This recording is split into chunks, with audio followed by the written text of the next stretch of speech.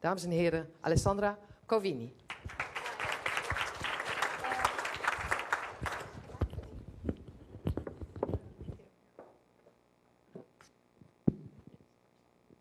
Hi, it's an honor for me to be here. It's a fantastic initiative. Thank you, Christine. I'm Alessandra Covini, architect founder of Studio Ossidiana. This is a practice based in Rotterdam that works in between architecture, visual art, and design. In our work, we're interested in translating narratives into tangible, expressive architectural objects. And we try to do this by working across scales and by trying to establish a close relation between material culture and design processes. We are interested in designing spaces and objects between the domestic and collective spheres, as well as materials and methods between craftsmanship and industrial processes.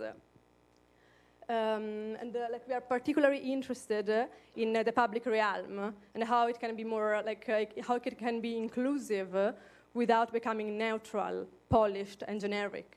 So we believe, in fact, that public space can be richer when it brings together diversity, not by homogenizing the experience, but by welcoming frictions, cherishing a sense of adventure, and fears even danger, and allows or requires creative improvisations.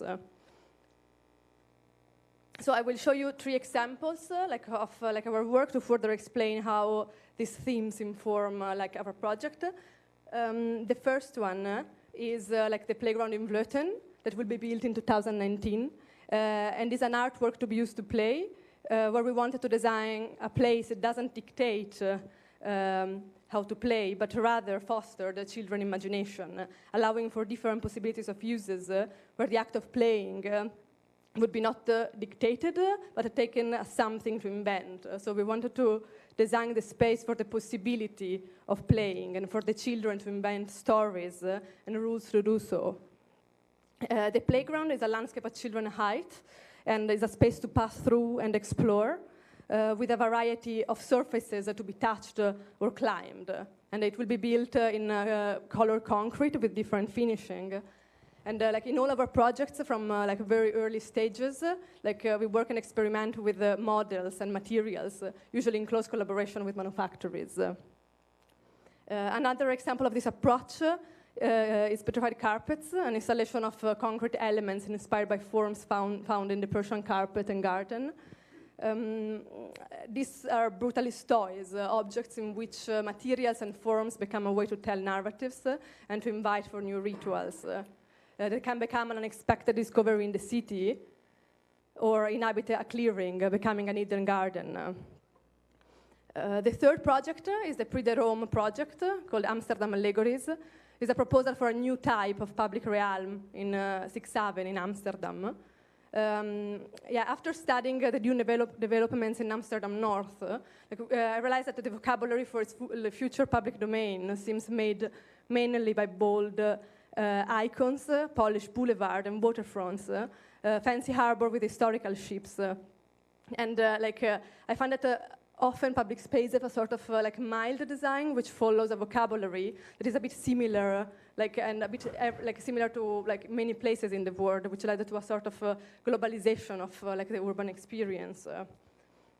The project wanted to offer an alternative to this by transforming Sixth Avenue into a walled harbor inhabited by 21 floating islands. I wanted the project to be a call for new, surreal and experimental public domain, rich in sensorial experiences and discoveries, where the islands are places that they want to make us wonder and surprises, that time frighten us.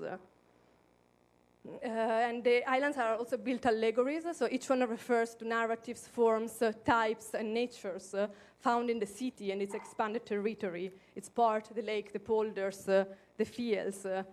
And the islands are also accessible only by boat. So I see water as a democratic surface, an unknown territory for everybody, where there are no beaten paths.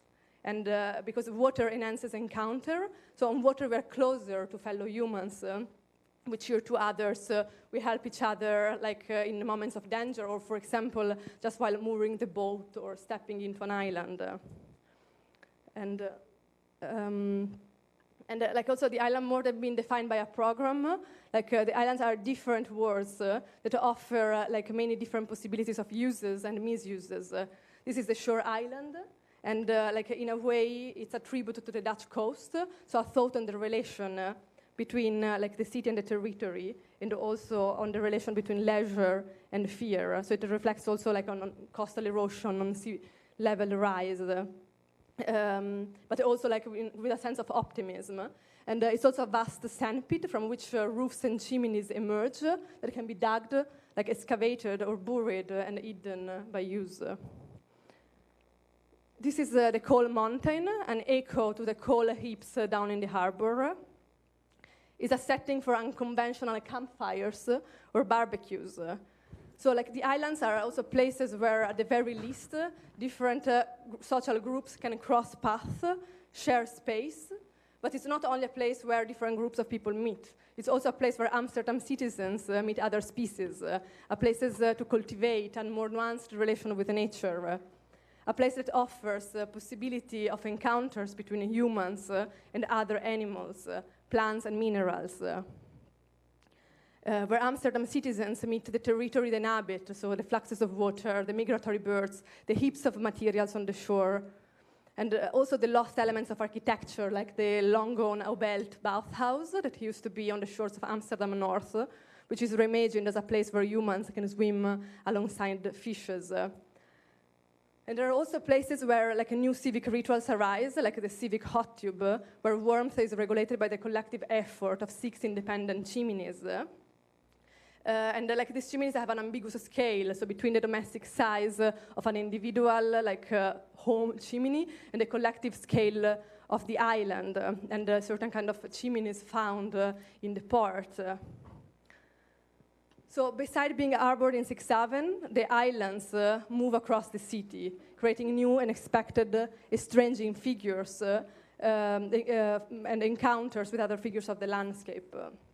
And also to propose new forms of sublime on water across Amsterdam territory. So the ambition through the project is to reimagine public space as a place where leisure becomes literally recreation, a place for action rather than consumption, where the citizen is no longer seen as a consumer or a user, but as a sailor, a gardener, a farmer, a collector, a cartographer, or an explorer.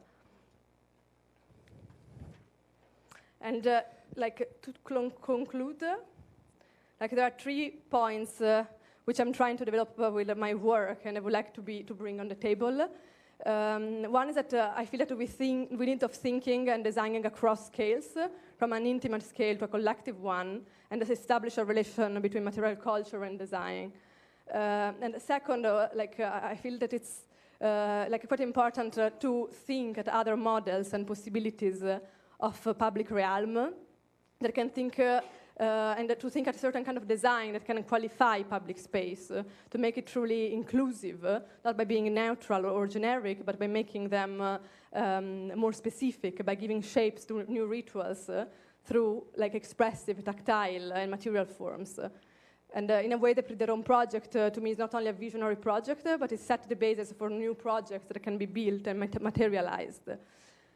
And the last point arises from a reflection that follows one of the most rewarding comments of the Prix de Rome project, which is that the model that is now exhibited at Het Nieuwe Instituut is a 6 meters long model. So the model makes people feel happy. And so I think that a challenge for each project is to express certain kind of ambitions and preoccupations of our time, but with lightness. But a lightness that is also rigorous, thoughtful, and hopefully meaningful. Thank you. Thank you so much, Alessandra Covini.